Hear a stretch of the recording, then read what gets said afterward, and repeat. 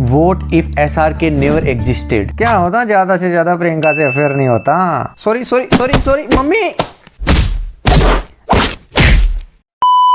RIP पिंकच। 69 बिरादरी के लोगों ने मेरी लोकेशन पे आकर मारा भैया। चलो एक बात बताओ मुझे, गांधी जी के बाद जो सबसे ज्यादा नॉन इंडियंस है ग्लोबली, उसकी लिस्ट में SRK का नाम आता है कि नहीं? अपने पर्सनल एक्सपीरियंस से बता रहा हूँ, मैं जिस कंट्री में हूँ, हाँ इंडिया से बाहर पढ़ाई कर रहा हूँ साले गरीबों। वो बात अलग है कि घर वालों ने अपनी किडनियां बेचकर मुझे यहाँ भेजा है। तो अगर यहाँ पे तुम 10 लोगों को इकट्ठा करके गूगल से फोटो उठाकर पूछोगे कि भैया बताओ जरा इसको जानते कि नहीं जानते, 10 में से मिनिमम 6 लोग तो होंगे जो SRK को जान जाएंगे। और ये भी हो सकता है कि मैक्सिमम 4 लोग ही हो जो मोदी जी को पहचाने। सिनेमा का जादू बाबू, सिनेमा का। तो मतलब एक ऐसा बंदा जो देश का सबसे बड़ा मूवी स्टार तो है ही, पर ग्लोबली भी भारत को रिप्रेजेंट करता है, वो कभी एग्जिस्ट ही नहीं कर रहा होता तो क्या होता? कुछ नहीं होता, धरती वैसी की वैसी ही रहती। हो गया वीडियो खत्म, bye.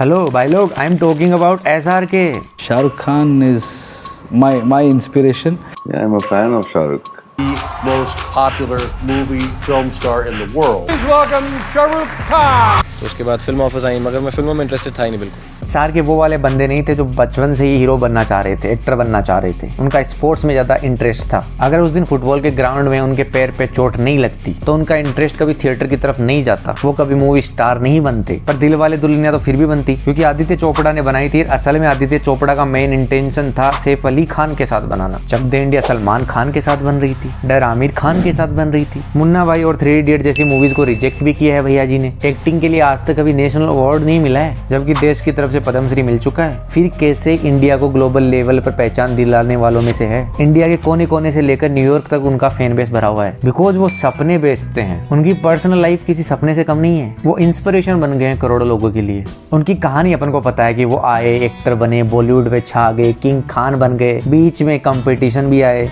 I don't have any competition. I've not come here to compete.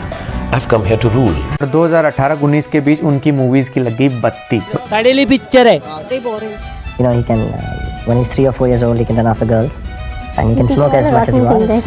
He can do drugs, he can have sex, he can do womanizer. Fan zero जैसी मूवीज हो गई flop, but after that he came back with bang. Hindi cinema को सबसे बड़ी movie थी पठान, वो भी उस टाइम जब बॉलीवुड के बॉयकॉट के नारे लग रहे थे। 2023 में जवान आई जो पठान से भी ज्यादा तगड़ी निकल गई। नंकी ने भी अपनी औकात अनुसार बॉक्स ऑफिस पे परफॉर्मेंस करी दी। अब तक 100 से ज्यादा मूवीज में काम कर चुके हैं भैया जी। और आपको बता दूं, मैं 14 से ज्यादा बार फिल्म फेयर मिल चुका है। वैसे फिल्म फेयर की अब इतनी कोई इज्जत बची नहीं समाज में, पर कोई ना, गिनती गिन रहे हैं तो गिनाई देते हैं। इन सब के ऊपर बिजनेसमैन भी एक नंबर के हैं। IPL के अंदर टीम खरीद रखी है, कैरेबियन प्रीमियम लीग में भी टीम है। दुनिया के सबसे ज्यादा माल बटोरने वाले एक्टर्स की लिस्ट में आते हैं। कभी कभार ऐसे समाज सेवा भी कर देते हैं, जैसे अजय देवगन की कर रहे हैं आजकल। क्योंकि अजय देवगन कई दिनों से बेचारे बोल रहे थे बोलो जुबा केसरी, तो उनका साथ देने के लिए वो भी चले गए कि हम आए ना सर, हम आपकी हेल्प करेंगे। तो दोनों मिलके बोल रहे हैं। थोड़ा सा अक्षय कुमार को भी फंसाया था बीच में, पता नहीं क्यों कर रहे हैं यार। बट अगर SRK कभी एग्जिस्ट नहीं करते तो क्या दिलवाले दुल्हनिया वो जादू चला पाती? क्या बुर्ज खलीफा पे हर दूसरे तीसरे दिन किसी इंडियन का नाम लिखा जा रहा होता? क्या कोई और चार्म, करिश्मा और ह्यूमर को एक नई परिभाषा दे पाता?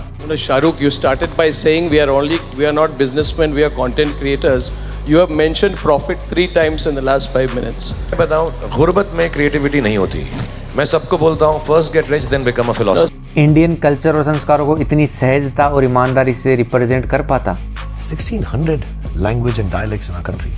And every 10 kilometers or 15 kilometers, the dialect changes. I don't know how many hundreds of religions coexist here. Being diverse is a good thing. Being divisive is not. कैसे मैं एक अनजान देश में एक अनजान व्यक्ति से एक भारतीय के बारे में बात कर रहा होता? ये लोग हमें उनके पुराने गाने अपने फोन में चला के सुनाते हैं। केब वाला उनके गाने केब में बजाता है। उनके घर के बारे में पूछते हैं, क्या तुम मुंबई में रहते हो? क्या तुम SRK से मिले हो? क्या तुम SRK को जानते हो? जब वो SRK के बारे में बात करे और उनका चेहरा देखते हैं तो ऐसे चमक रहा होता है जैसे उनके ही तब का लड़का हो और उसने इतने सारे झंडे गाड़े हैं। इसलिए मैं पूछता हूँ, vote if he never existed. हाँ, बॉलीवुड का कोई और किंग होता, मूवीज आती जाती रहती, पर क्या किसी दूसरे देश में चलते हुए इंडियन लड़के से SRK के बारे में पूछा जाता? आप उनकी मूवीज को पसंद या नापसंद कर सकते हो, वो जैसे व्यक्ति है उसको पसंद या नापसंद कर सकते हो, पर तुम SRK के एग्जिस्टेंस को नहीं नकार सकते। इंडिया में तो जलवा है ही, पर इंडिया के बाहर और ज्यादा जलवा है। मुझे ये बात प्राउड फील कराती है कि मैं उस सेम दौर में एग्जिस्ट करता हूँ जहाँ SRK एग्जिस्ट करता है। वो बात अलग है कि मेरे को पठान इतनी ज्यादा कोई पसंद आई नहीं। तुम बताओ तुम्हें क्या लगता है इस बारे में? बाकी ये वाला वीडियो चेकआउट कर लो, यहाँ पे मैंने बात करी है कि क्यों अक्षय कुमार की लंका लगी पड़ी है।